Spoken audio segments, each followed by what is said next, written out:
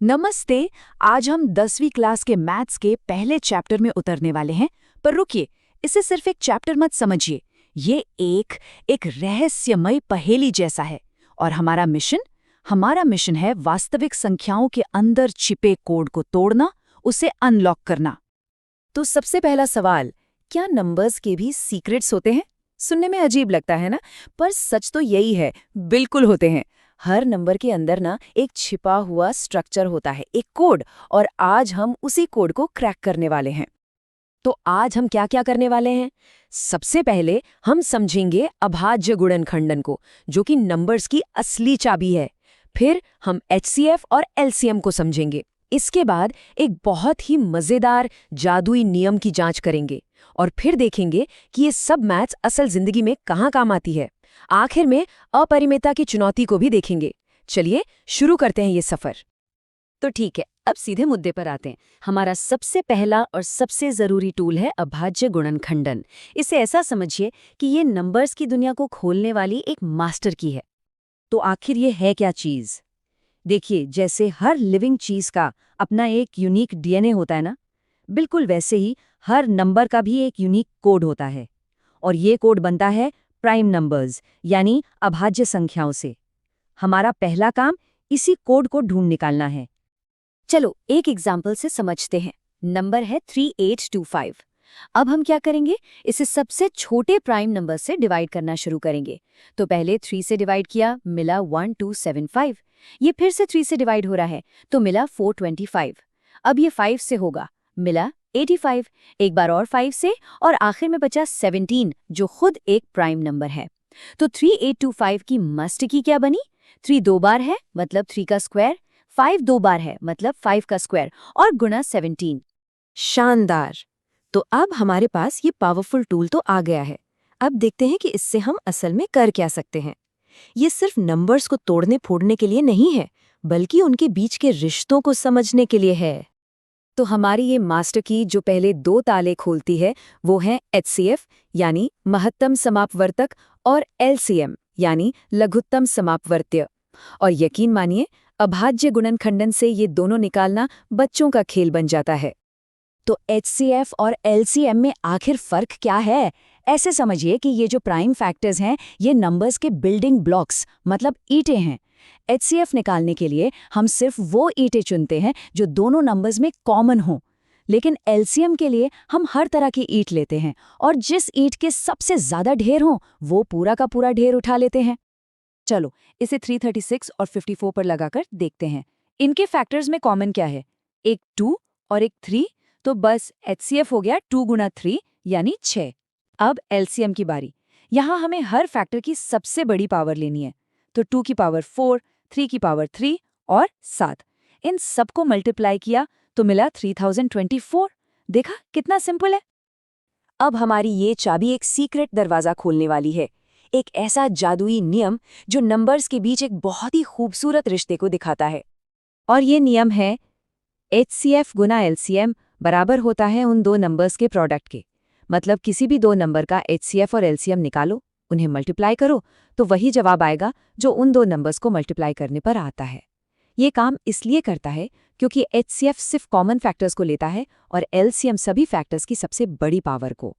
जब हम इन दोनों को गुणा करते हैं, तो असल में हम उन दोनों ओरिजिनल नंबर्स के सारे फैक्टर्स को ही तो एक साथ ला रहे होते हैं। तो चलो अपने पिछले एग्जाम्पल से ही चेक करते हैं। 336 को 54 से मल्टीप्लाई किया और जवाब आया 18,144। अब उनके एचसीएफ और एलसीएम को मल्टीप्लाई करते हैं, मतलब 6 गुणा 3024, और अरे वाह, जवाब फिर से वही है, 18,144। है ना ये एक आहा मोमेंट? ये रूल सच में काम करता है। तो इसका फायदा क्या है? ये सिर्फ एक मजेदार ट्रिक नहीं है, ये असल में बहुत काम की चीज है। सोचो, अगर हमारे पास 4 में से कोई भी 3 चीजें हों, मतलब 2 नंबर, उनका एचसीएफ या एलसीएम, तो हम चौथी चीज आराम से पता लगा सकते हैं। जैसे यहाँ देखो, हमें पता है कि 306 और 657 का एचसीएफ 9 है। तो एलसीएम कैसे निकाले? सिंपल, दोनों नंबर्स को मल्टीप्लाई करो और 9 से डिवाइड कर दो, और जवाब आ गया 22,338। ठीक है, थ्योरी तो बहुत हो गई। अब इन कॉन्सेप्ट्स को लेके चलते हैं असल दुनिया में और देखते हैं कि ये रियल लाइफ पहेलियां कैसे सुलझाते हैं। क्योंकि मैथ्स सिर्फ नंबर्स का खेल नहीं है, ये पैटर्न्स और सॉल्यूशंस ढूंढने के बारे में है। तो एक कहानी सुनते हैं। एक गोल सा ट्रैक है। सोनिया और रवि दोनों एक ही जगह से एक ही टाइम पर दौड़ना शुरू करते हैं। अब सवाल ये है कि वो दोनों दोबारा स्टार्टिंग पॉइंट पर एक साथ कब मिलेंगे। हमारे पास जानकारी ये है, सोनिया को एक चक्कर लगाने में लगते हैं 18 मिनट और रवि को लगते हैं 12 मिनट। जाहिर है दोनों की स्पीड अलग अलग है, तो वो दोबारा एक साथ कब होंगे? इसका जवाब एलसीएम में छिपा है। हमें बस वो सबसे छोटा टाइम पता करना है जो 18 और 12 दोनों से डिवाइड हो जाए। वही वो पल होगा जब दोनों के लैप्स एक बार फिर से सिंक हो जाएंगे। तो 18 और 12 का एलसीएम है 36। इसका मतलब वो दोनों ठीक 36 मिनट बाद स्टार्टिंग पॉइंट पर दोबारा मिलेंगे। तब तक रवि अपने 3 चक्कर पूरे कर चुका होगा और सोनिया अपने 2। तो हमने देख लिया कि फैक्टर्स रियल लाइफ प्रॉब्लम कैसे सॉल्व करते हैं। अब एक कदम और आगे चलते हैं और अपनी लॉजिक की पावर को टेस्ट करते हैं एक और गहरी पहेली के साथ, अपरिमेयता की चुनौती। √5 को इरैशनल यानी अपरिमेय साबित करना एक बहुत ही खूबसूरत लॉजिक पजल है। इसमें हम एक उल्टा रास्ता अपनाते हैं। पहले हम मान लेते हैं कि √5 रैशनल है, मतलब उसे a/b की तरह लिखा जा सकता है, जहां a और b में 1 के अलावा कोई कॉमन फैक्टर नहीं है, मतलब वो कोप्राइम है। अब अगर हम इस मैथ्स को सॉल्व करते हैं तो पता चलता है कि a को 5 से डिवाइड होना ही पड़ेगा और फिर आगे सॉल्व करने पर पता चलता है कि b को भी 5 से डिवाइड होना पड़ेगा। और बस यहीं पर हमें एक विरोधाभास मिलता है। अगर a और b दोनों 5 से डिवाइड हो रहे हैं तो वो कोप्राइम कैसे हो सकते हैं? इसका मतलब जो हमने शुरू में माना था वही गलत था। तो नतीजा ये निकला कि √5 अपरिमेय ही होना चाहिए। तो आखिर में हम कहाँ पहुंचे? हम वापस वहीं आ गए जहां से शुरू किया था। अभाज्य गुणनखंडन यानी प्राइम फैक्टराइजेशन सच में वो मास्टर की है। ये हमें नंबर्स के गहरे से गहरे राज समझने में मदद करती है, चाहे वो दो दौड़ने वालों की सिंपल सी प्रॉब्लम हो या इरैशनल नंबर्स का कॉम्प्लेक्स नेचर।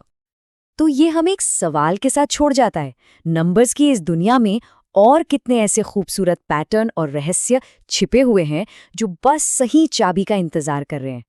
सोचने वाली बात है ना?